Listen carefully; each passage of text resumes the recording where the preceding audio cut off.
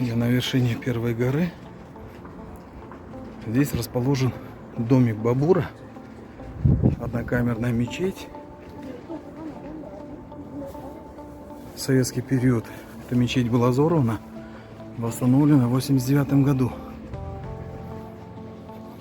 По легенде, здесь составлены следы коленей и ладоней при совершении намаза пророком Сулейманом, Соломоном.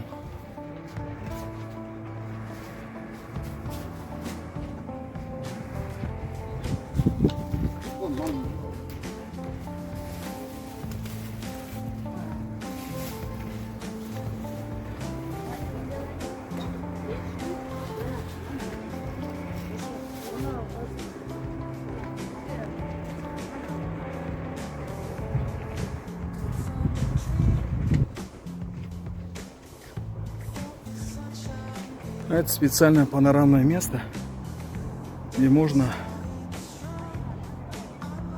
на город Ош посмотреть с высоты птичьего полета.